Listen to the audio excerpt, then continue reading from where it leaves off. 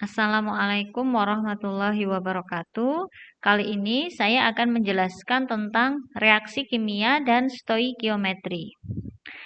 Reaksi kimia atau persamaan reaksi kimia tentu sebagian besar dari kita sudah tidak asing ya bahwa di dalam suatu reaksi kimia kita mengenal yang dinamakan dengan pereaksi dan yang dinamakan dengan produk. Nah, hari ini kita akan belajar bagaimana menyelesaikan sebuah reaksi kimia sehingga reaksi tersebut menjadi suatu reaksi kimia yang setara. Persamaan reaksi kimia memungkinkan kita menetapkan hubungan kuantitatif yang terjadi antara pereaksi dengan hasil reaksi. Itu yang nanti kemudian kita sebut dengan stoikiometri. Tapi sebelum kita sampai kepada stoikiometri, kita harus bisa terlebih dahulu menyelesaikan suatu persamaan reaksi kimia hingga setara.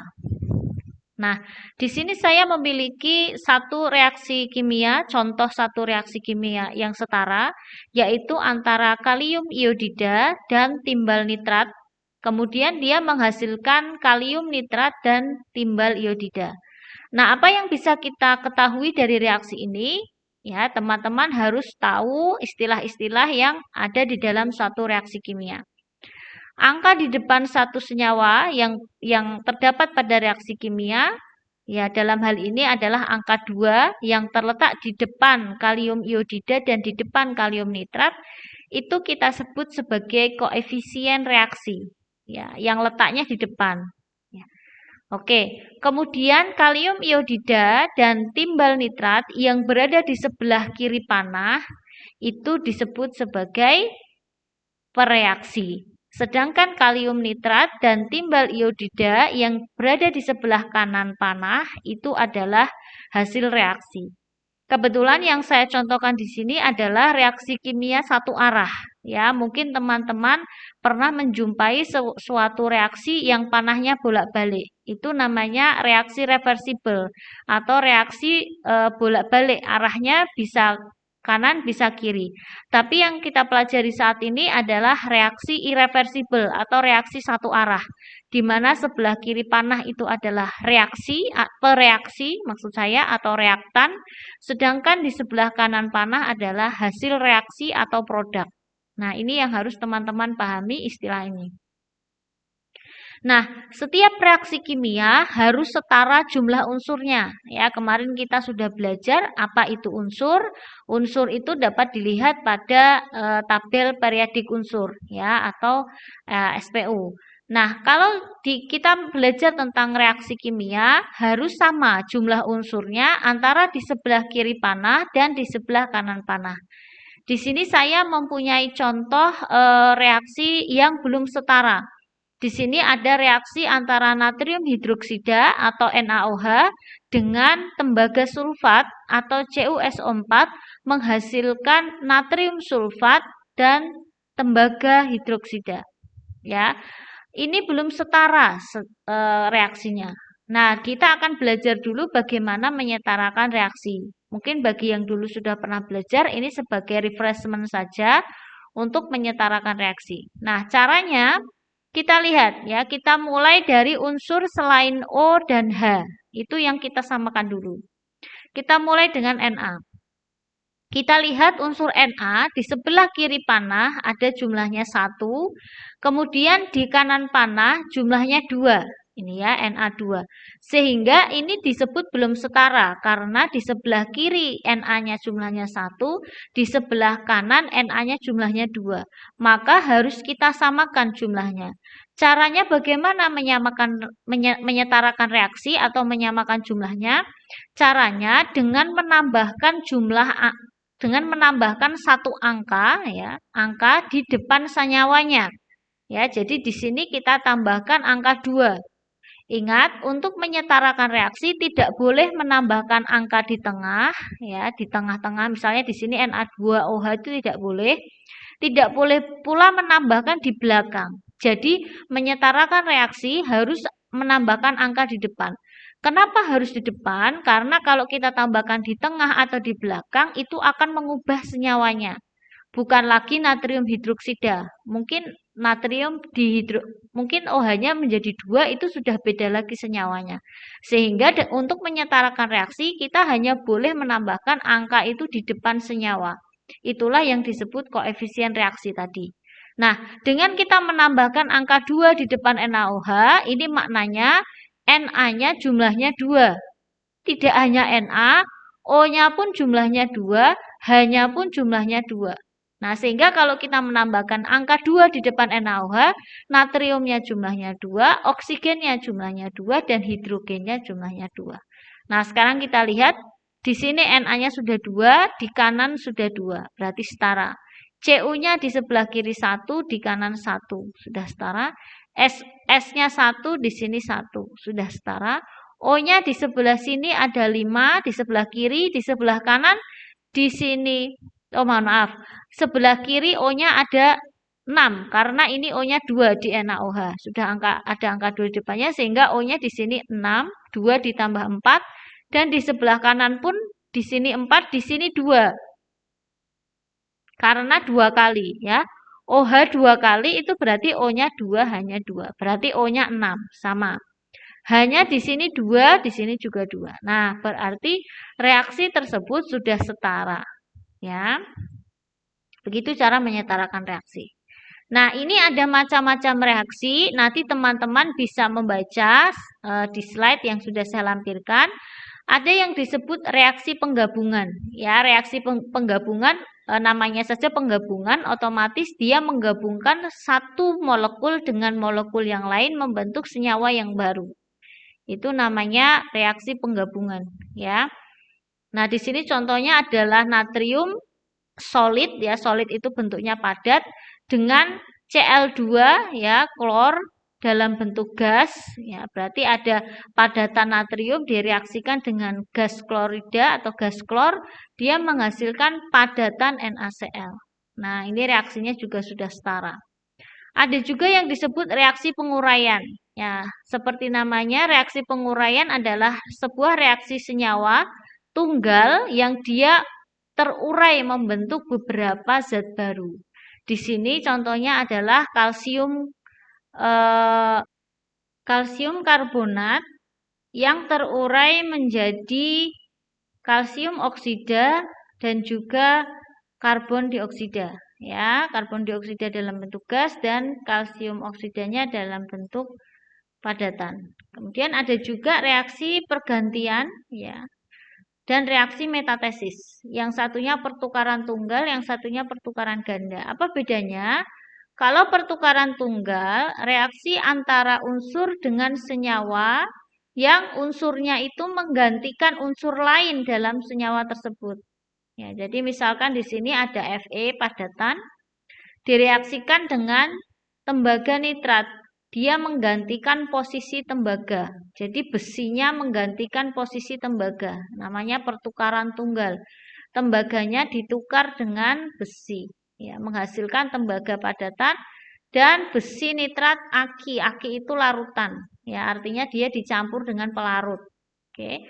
Sedangkan pertukaran ganda yang akan nanti kita pelajari lebih lanjut ya dalam slide-slide selanjutnya, di mana pertukaran ganda itu adalah ya pertukaran silang. Artinya ada senyawa A, dia tidak tunggal senyawanya ya. Kemudian ada senyawa B, dia direaksikan sehingga antara unsur negatif dan unsur positifnya saling bertukar silang.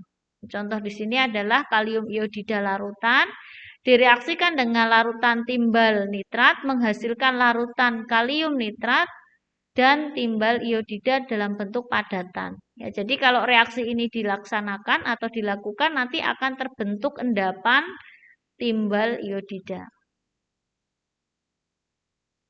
Yang terakhir adalah reaksi pembakaran. Yang saya contohkan di sini adalah reaksi pembakaran hidrokarbon. Apa itu hidrokarbon? Dari kata namanya hidrogen dan karbon. Jadi ini adalah contoh reaksi pembakaran untuk senyawa yang mengandung hidrogen dan karbon. Jika hidrokarbon ini mengalami reaksi pembakaran, pasti reaksinya ditambahkan dengan oksigen dan menghasilkan karbon dioksida dan air. Ya, tinggal nanti disetarakan saja reaksinya. Tapi sudah jelas dia akan bereaksi dengan oksigen dan menghasilkannya adalah gas karbon dioksida dan juga air. Nah, ini ada beberapa contoh reaksi yang nanti coba teman-teman kerjakan di rumah ya, akan kita bahas di pertemuan selanjutnya. Eh, Nanti di slide setelah ini mungkin di belakang saya akan mencontohkan sedikit untuk cara pengerjaan reaksinya. Ya, tapi ini nanti teman-teman silakan coba dulu untuk dikerjakan sendiri di rumah. Nah, saya beri contoh satu, reaksi antara natrium hidroksida atau NaOH dengan asam klorida. Nah, seperti ini bukan contohnya apa yang akan terjadi atau produk apa yang akan dihasilkan dari suatu reaksi NaOH dengan HCl. Langkah pertama yang harus kita lakukan adalah kita menguraikan dulu NaOH dan HCl itu menjadi ion-ionnya. Nah, kita sudah belajar kemarin ya. Kita sudah belajar kemarin dari mana NaOH itu kalau diuraikan menjadi ion positif dan ion negatifnya dia tersusun dari apa? Ya, kemarin kita sudah belajar bahwa Na ya Na itu golongan 1A dia stabil jika menjadi Na+. Sedangkan OH itu OH- muatannya. Kalau HCl itu H+ dan Cl-. Lalu keduanya kita kawin silangkan ya. Yang positif dari Na+ ketemunya yang negatif dari HCl.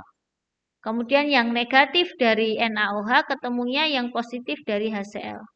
Lalu apa yang terjadi? Na+ dengan Cl- akan menghasilkan NaCl, sedangkan OH- dengan H+ akan menghasilkan OHH atau kita bisa tulis H2O. Nah, inilah hasil reaksinya. Kemudian kita cek apakah sudah setara jumlah unsurnya sebelah kiri dan sebelah kanan. Kita cek jumlahnya. Ternyata sudah setara. Jika sudah setara, maka reaksi sudah selesai. Nah, silakan teman-teman kerjakan untuk reaksi-reaksi yang lain dari contoh-contoh tadi untuk kita bahas nanti di minggu depan. Oke. Nah, kita memasuki stoikiometri. Stoikiometri sendiri itu adalah hubungan kuantitatif yang digambarkan oleh koefisien reaksi tadi. Ya, makanya kita harus bisa menyelesaikan suatu reaksi kimia dulu sampai setara supaya kita bisa mengetahui berapa perbandingan stoikiometrinya. Seperti tadi kita bahas di sini, NaOH dengan HCl berarti perbandingan stoikiometrinya adalah 1:1. Mungkin di reaksi yang lain nanti kita akan menemui perbandingan reaksi 2:1, 1:2, 2:3, dan seterusnya. Itulah yang dimaksud stoikiometris. Artinya ada perbandingan kuantitatif antara reaksi satu dengan reaksi yang lain. Nah, dalam stoikiometri tentu kita tidak lepas dari perhitungan, ya. Beberapa perhitungan yang akan kita pelajari adalah menghitung mol dan menghitung konsentrasi. Sebelum kita sampai kepada mol dan konsentrasi, maka langkah pertama yang harus teman-teman mampu lakukan adalah menghitung massa molekul relatif atau MR. Setiap senyawa pasti memiliki massa molekul relatif. Ya, dia punya massa molekul relatif. Lalu bagaimana cara menghitungnya? Cara menghitungnya adalah dengan menggunakan nomor massa dari atom. Nomor massa itu dapat dari mana? Nomor massa itu dapat dilihat di tabel periodik unsur. Ya, jadi kemarin untuk konfigurasi elektron kita menggunakannya nomor atom. Untuk MR atau massa molekul relatif ini kita menggunakannya adalah nomor massa. Teman-teman jangan sampai terbalik, mana yang nomor atom, mana yang nomor massa. Nah, di sini saya contohkan adalah massa molekul relatif dari asam sulfat. Ya, asam sulfat adalah H2SO4. Dari sini kita bisa melihat H2SO4 itu atom H-nya jumlahnya 2, atom sulfurnya jumlahnya 1, atom oksigennya jumlahnya 4. Jadi ketika kita diminta menghitung massa molekul relatif dari asam sulfat, tinggal kita kalikan. Sama dengan 2 kali atom relatifnya dari H, 1 ditambah 1 kali massa atom relatifnya S, ditambah 4 kali massa atom relatifnya O. Nah, tinggal massa atom relatif itu dilihat di tabel periodik unsur. Boleh dibulatkan, boleh tidak dibulatkan. Karena biasanya di tabel periodik unsur itu massa atom relatif itu koma, ya. Daripada nanti bingung ini dibulatkannya berapa angka, boleh teman-teman tidak membulatkan.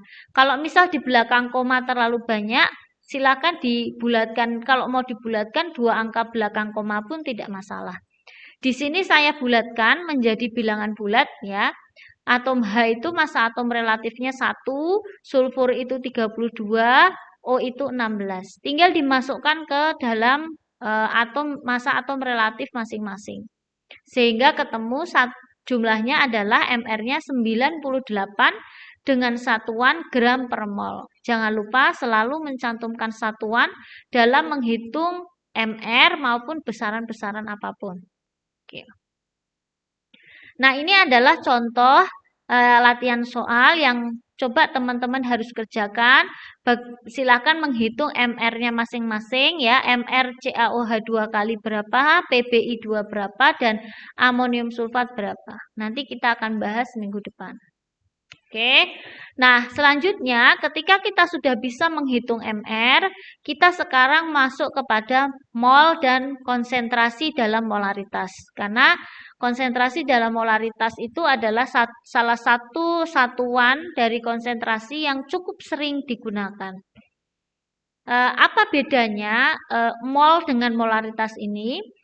Teman-teman bisa membayangkan teman-teman membuat satu gelas sirup ya, di mana satu gelas sirup itu dituangi 3 sendok makan sirup ya. Jadi mungkin satu gelas belimbing ya 250 ml, kemudian ditambahkan 3 sendok makan sirup, kemudian diaduk dan jadilah satu es sirup. Nah, yang dinamakan mol ya, bedanya dengan molaritas atau konsentrasi, sekarang teman-teman bayangkan. Jika dari larutan sirup itu, teman-teman mengambil 1 sendok saja, ya, tentu rasanya sama bukan dengan yang di dalam gelas, meskipun hanya diambil atau diicip 1 sendok saja. Nah, apa bedanya? Kalau teman-teman mengambil 1 sendok, itu molnya berbeda, tetapi konsentrasinya sama. Itu molnya berbeda, tapi molaritasnya sama. Jadi apa bedanya mol dengan molaritas? Jika mol itu kaitannya dengan jumlah partikel. Otomatis dalam 1 sendok itu jumlah gulanya beda, jumlah airnya beda. Ya, berbeda dengan yang ada di dalam gelas, tapi konsentrasinya sama, molaritasnya sama. Apa buktinya? Karena rasa manisnya sama antara yang di 1 sendok itu dengan yang di dalam gelas. Nah, maka beda ya, secara stoikiometris ini kita ngomongnya dalam sisi mol atau jumlah partikel. Namun tidak memungkiri itu ada kaitannya juga dengan molaritas. Nah, ini ada perbedaan rumus. Jika mol itu lambangnya adalah N kecil, rumusnya massa dalam satuan gram dibagi MR. Yang tadi sudah kita latihan menghitung. Ya, itu mol. Sedangkan molaritas, nah, molaritas itu sebenarnya asal rumusnya dari yang di bawah ini. Mol sama dengan molaritas dikali volume, di mana molaritas sama dengan mol dibagi volume. Boleh. Tapi ada juga rumus gabungan di sini. Nah, nanti ketika menjumpai soal, rumus ini akan lebih mudah untuk digunakan. Molaritas sama dengan massa dibagi MR dikali 1000 per volume. Perhatikan kalau pakai rumus yang ini volumenya dalam mili. Tapi kalau pakai rumus yang bawah ini volumenya dalam liter. Ya, sebenarnya sama antara rumus yang atas dengan rumus yang bawah. Hanya rumus yang atas itu menggabungkan antara rumus mol Ya, rumus mol yang ini, yang paling atas ini dengan volume, dengan konversi volume menjadi liter. Nah, ini adalah rumus dasarnya. Saya tidak akan memberikan contoh soal. Silakan teman-teman latihan dulu mengerjakan soal ini. Sebisanya teman-teman kerjakan. Nanti akan kita bahas di pertemuan mendatang. Nah, silakan teman-teman benar-benar mencoba latihan soal dalam slide ini mulai dari penyetaraan reaksi, menghitung MR, dan juga latihan soal yang terakhir ini. Nah, nanti semuanya ini akan kita bahas dalam pertemuan selanjutnya. Untuk reaksi pembatas dalam slide ini tidak perlu dikerjakan terlebih dahulu. Saya akan menjelaskan lebih lengkap di pertemuan yang akan datang. Baik, demikian penjelasan saya untuk pertemuan kali ini dan PR beberapa latihan soal yang harus teman-teman kerjakan. Semoga yang sedikit dari yang saya sampaikan ini bisa membantu teman-teman dalam mengerjakan latihan soal. Wassalamualaikum warahmatullahi wabarakatuh.